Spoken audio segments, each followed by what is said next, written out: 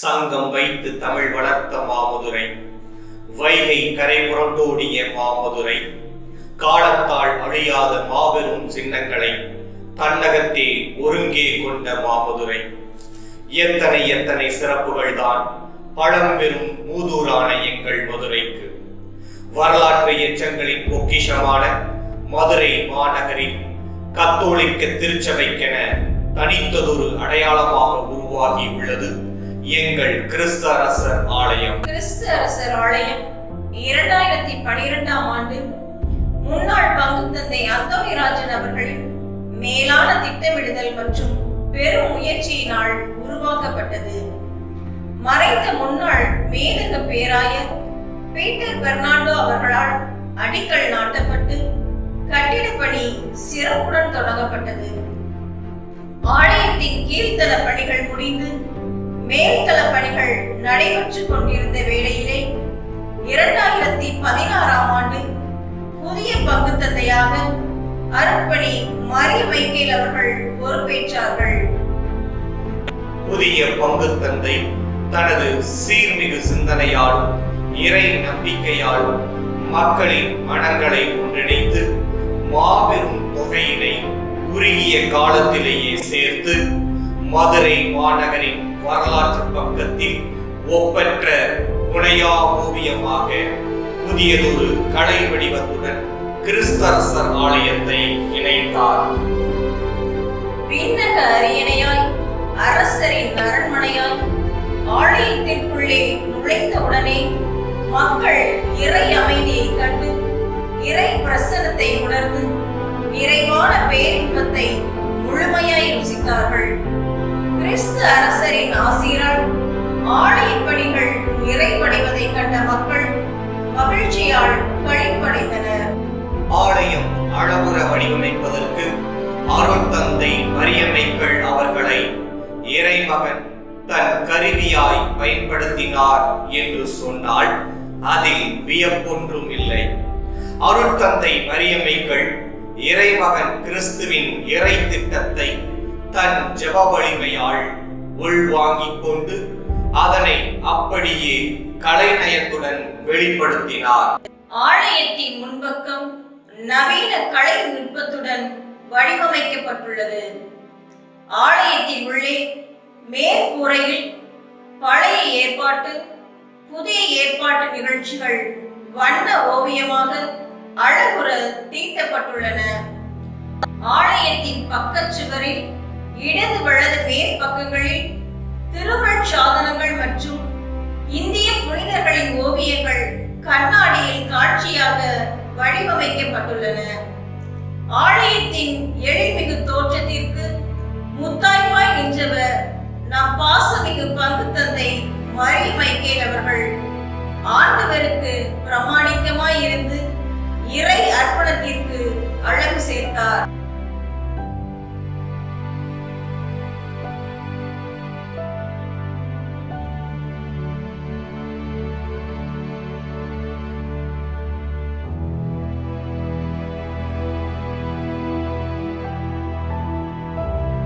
இறைவன் தனக்கு விடுத்த உன்னத அழைப்பை தன் குருத்துவ பணி வாழ்வில் உயர்த்தி வாழ்ந்து காட்டியவர்தான் நம் அருட்தந்தை.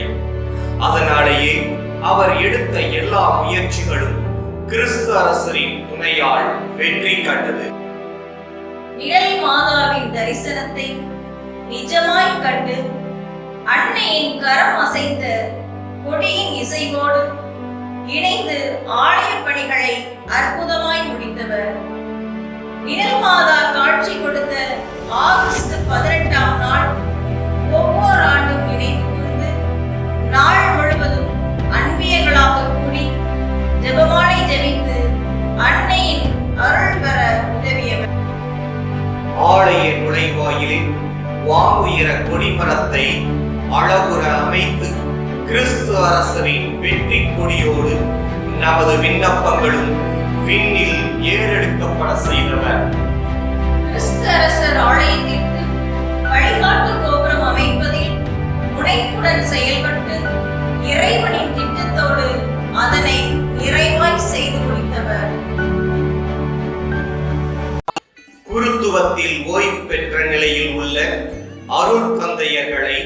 ஆண்டுதோறும் சந்தித்து அவர்களுக்கு ஆறுதலும் ஜெப உதவியும் வழங்கியவர்.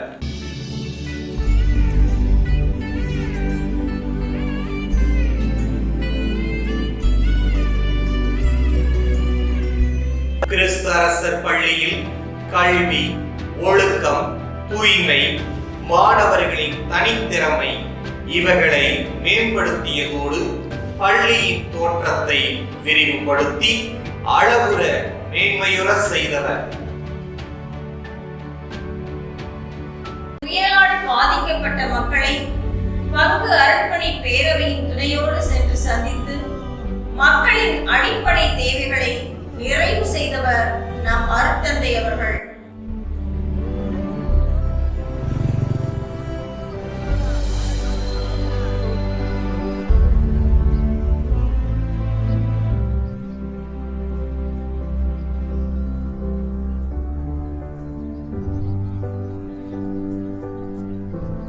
உலகமெங்கும் கொரோனா தொற்றால் மக்கள் தனிமைப்படுத்தப்பட்டு வாழ்வாதாரங்களை இழந்த போது மக்கள் மீது கொண்ட பற்றாலும் இறைப்பணியின் மீது கொண்ட தாகத்தாலும் நல்லெண்ணம் கொண்டு உதவிக்கரம் நீட்ட துடித்த மக்களோடு இணைந்து பிறரின் தேவைகளை நிவர்த்தி செய்யும் பணியாளராக திகழ்ந்தார் அருட்தந்தை மரியமைக்கேல்.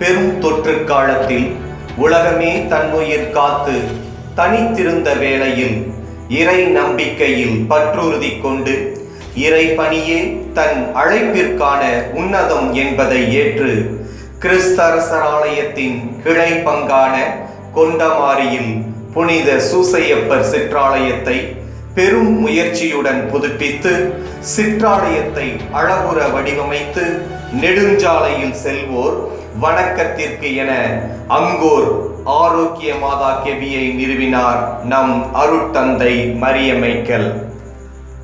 பங்கு மக்களின் இன்பத்திலும் துன்பத்திலும் உடல் நலத்திலும் நோயிலும் மகிழ்விலும் துக்கத்திலும் இரவு பகல் பாராமல் மருத்துவமனைகள் இல்லங்கள் என வேறுபாடின்றி தன்னில் உள்ள இறை பிரசனத்தை சுமந்து சென்று ஆண்டவரின் உடனிருப்பை உறுதி செய்தவர்.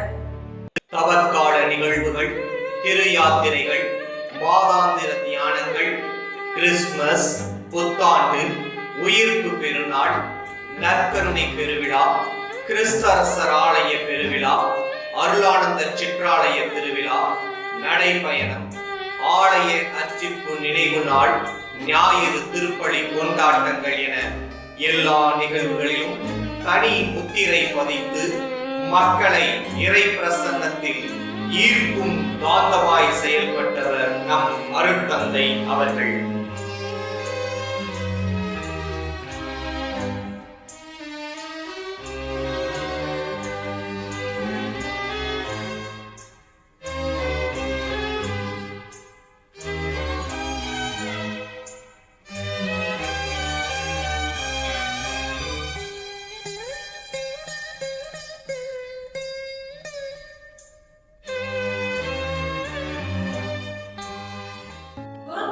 பணி செய்தல் என்பது இறைமகன் என்ற நிலையை இழந்து அடிமையின் வடிவம் ஏற்ற இயேசுவை போல் வாழ்வது என்பதை வெளிப்படுத்தும் விதமாக தன் குருத்துவ வாழ்வை நேசித்து ருசித்தவர். மக்களிடையே மதம், மொழி, இனம், உயர்வு தாழ்வு என்ற நிலைகளை கடந்து தன் அன்பாலும் அருள் வார்த்தைகளாலும் புன்சிரிப்பாலும் கவர்ந்த மனிதநேய செம்மல் தான் எடுக்கும் ஒவ்வொரு முயற்சிகளிலும் செயல்களிலும் தன்னை இலகுவாய் முழுமையாய் ஈடுபடுத்திக் கொண்டவர்தான் நம் தந்தை. இசையின் ராகத்தில் இறைவனை துதிக்க இயன்ற பொழுதெல்லாம் இன்னிசை எழுப்பி இறைப்புகழ் பாட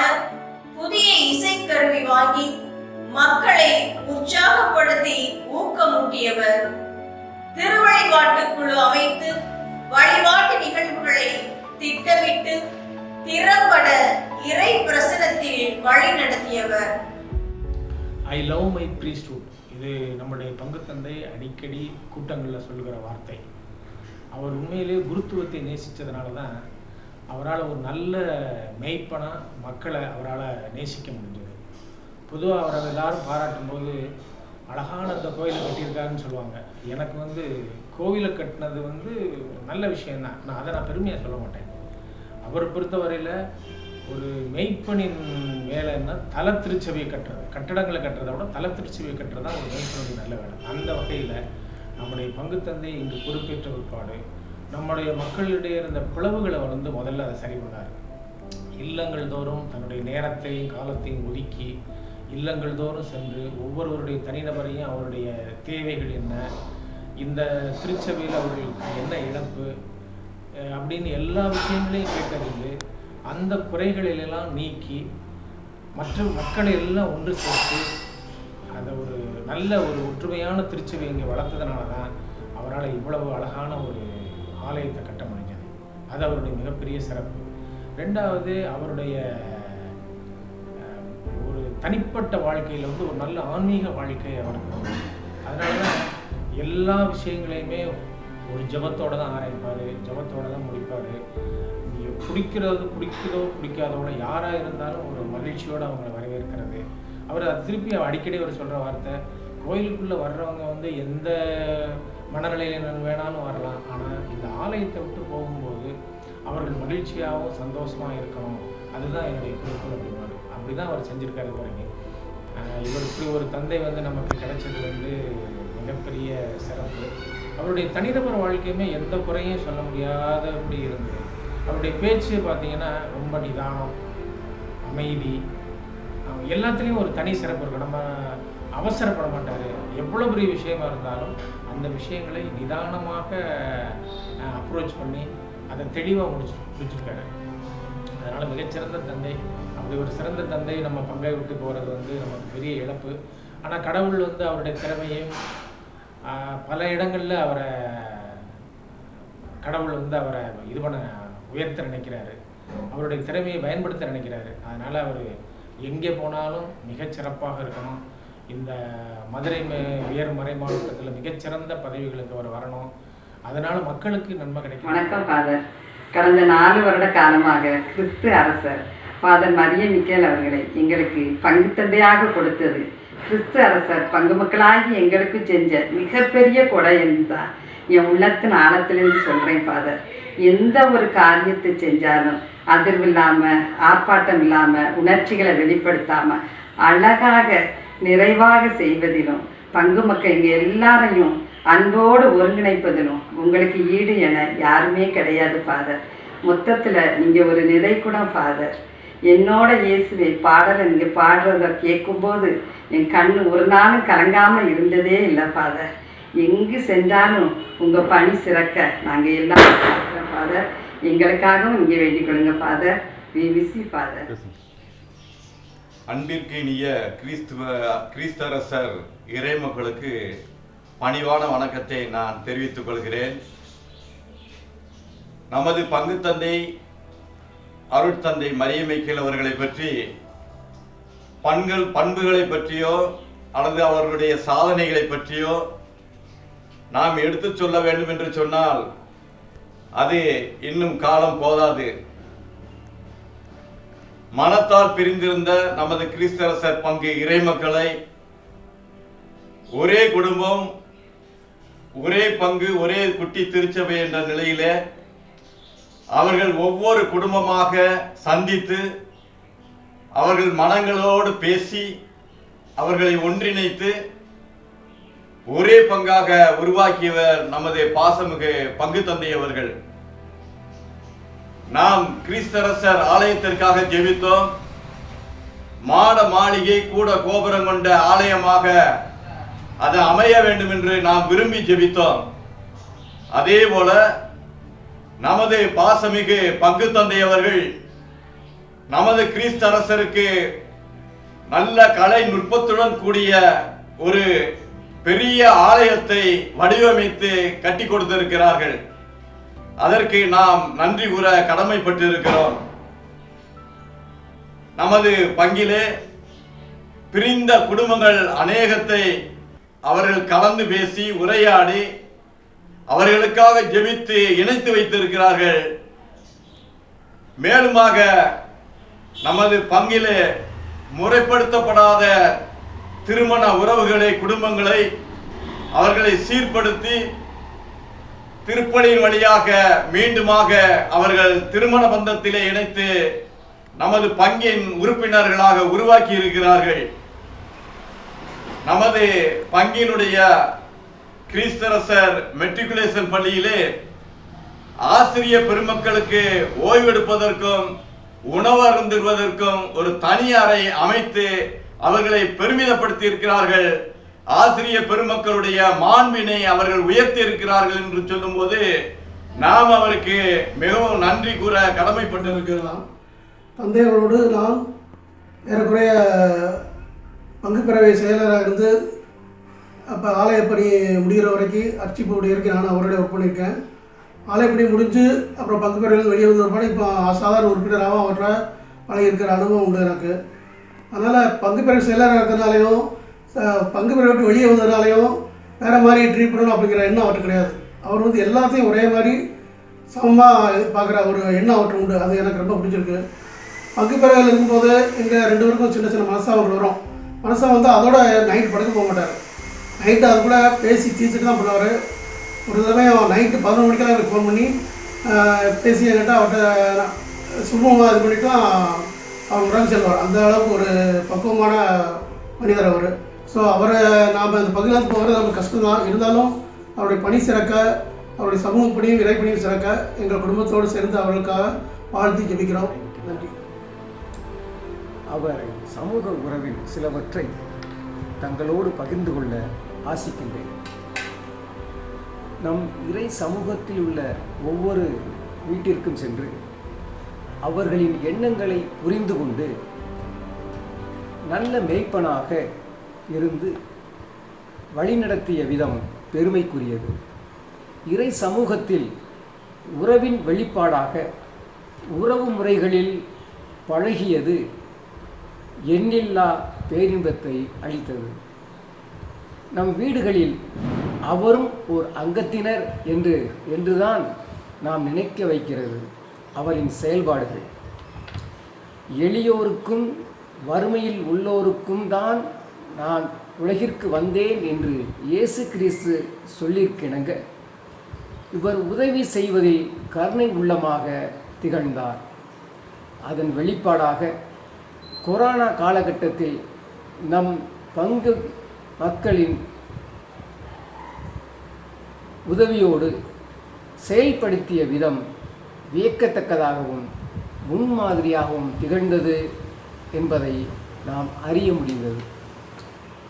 அருட்பணியாளர் என்ற கர்வம் அற்றவராக கிறிஸ்து அரசர் பங்கு இறை சமூகத்தில் தானும் ஒரு அங்கத்தினர் என்று தன்னை உட்படுத்தி கொண்டு நம்மிடையே குடும்ப உறுப்பினராக வாழ்ந்து இன்று பிரியாவிடை பெற்று செல்வது சற்று வருத்தம் அளித்தாலும் பிறிதொரு பணிக்காகவும் இறைவன் அழைத்துள்ளார் என்று எண்ணி மனதை தேற்றிக்கொள்ள வேண்டியுள்ளது.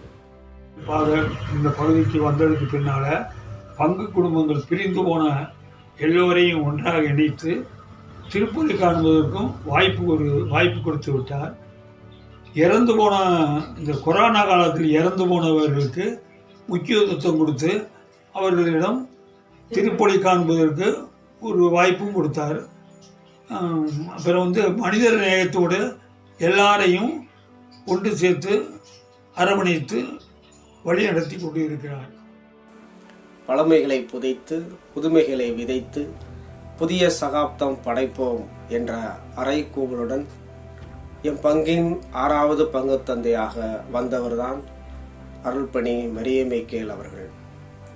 அவர் வந்த முதல் அனைத்து மக்களையும் ஒன்று சேர்ப்பதிலே அவருடைய எண்ணம் அதிகமாக இருந்தது. எனவேதான் என் பங்கின் சமத்துவ நாயகனாக இன்றும் விளங்கி கொண்டிருக்கிறார். அவருடைய எண்ணம் ஒரே மந்தை ஒரே ஆயன் என்றதை தன்னுடைய தாரக மந்திரமாக ஏற்று எந்நாளும் பணிபுரிந்து வந்தார்.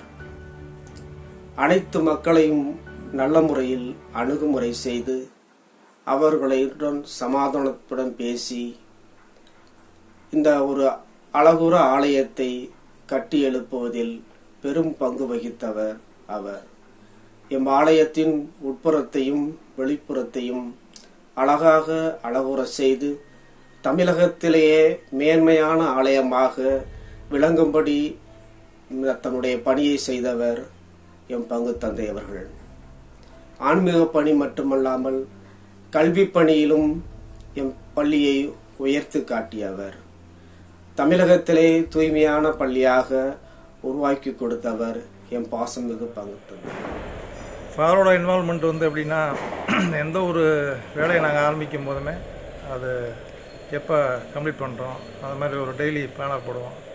அது நான் போடுறதை காட்டலாம் அவர் எனக்கு மேலே ஒரு டெய்லி பிளானர் மாதிரி முடிவு பண்ணி டெய்லி காலையில் ஃபாலோ பண்ணுவார். இன்றைக்கி என்ன ஒர்க் நடக்குது, இன்றைக்கி என்ன போயிட்டுருக்கு அப்படின்னு பார்ப்பார். அதை 10 மணிக்கெலாம் டெய்லி காலையில் விசிட் வருவார், மதியம் விசிட் வருவார், ஈவினிங் விசிட் வருவார்.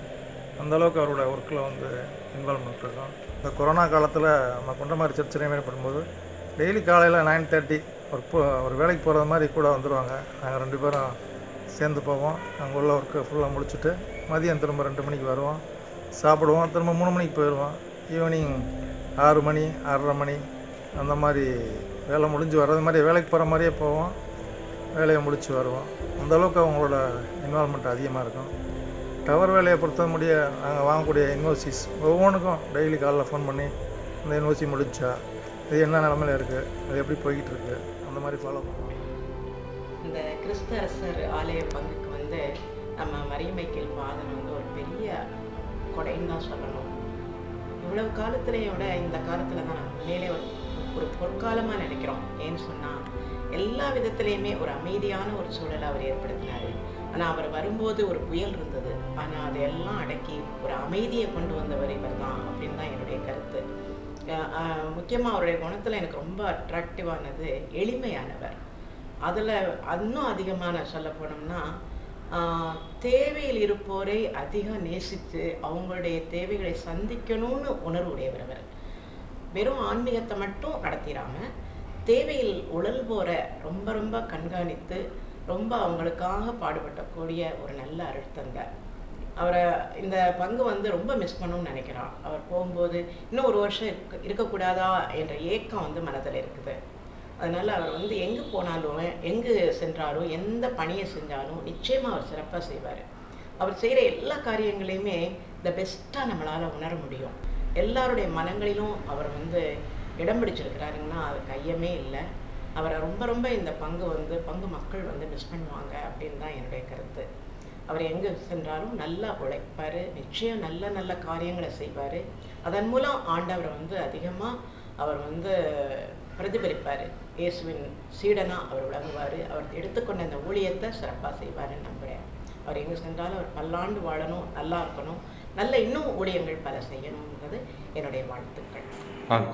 நமது தந்தை மரிய மைக்கேல் இங்கு எவ்விதமாக தன்னையே முழுமையாக அர்ப்பணித்து கடவுளுக்கும் மக்களுக்கும் உகந்த நல்லதொரு குருவாக இருந்தது போல செல்லும் இடமெங்கும் இறை அன்பை பிறரோடு பகிர்ந்து கொள்ளவும் அதனை முழுமையாக கொடுக்கவும் இன்னும் அவரது பணி இன்னும் அதிகமாக சிறக்கவும் அவளை வாழ்த்தி வரவேற்கின்றேன், நன்றி கூறுகின்றேன். நன்றி. கிறிஸ்து அரசர் பள்ளியில் காலாளரான மகன் மரிய மைக்கேல் அவர்களுடன் இணைந்து முதல்வராக கடந்த 3 ஆண்டுகள் பணி செய்ததை நினைத்து இறைவனுக்கும் தந்தைக்கும் நன்றி கூறுகின்றேன்.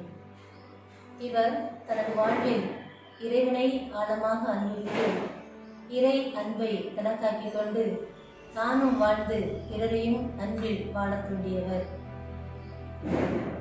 இந்த பள்ளியானது மதுரை மாநகரில் நல்லதொரு பள்ளியாக அனைத்திற்கும் சிறந்த பள்ளியாக அமைய வேண்டும் என்று பலவிதமான திட்டங்களை தீட்டியவர். முன்மதிப்போடு பலவிதமான திட்டங்களை தீட்டி ஆசிரியர்களையும் மாணவ செல்வங்களையும் வழிநடத்தியவர். ஆசிரியர்களுக்கும் மாணவர்களுக்கும் நண்பராக இருந்து அனைவரையும் நற்சிந்தனையாளர்களாக நற்பண்பாளர்களாக வாழ தன்னையே அர்ப்பணித்தவர்.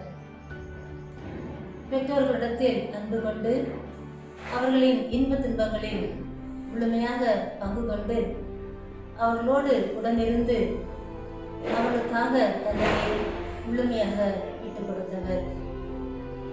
பல திட்டங்களை தீட்டி இந்த பள்ளியானது இன்னும் அதிகமாக வரம் கொடுக்க வேண்டும் என்று பலவிதமான வழியிலே ஆசிரியர் பெருமக்களை உற்சாகப்படுத்தியவர்.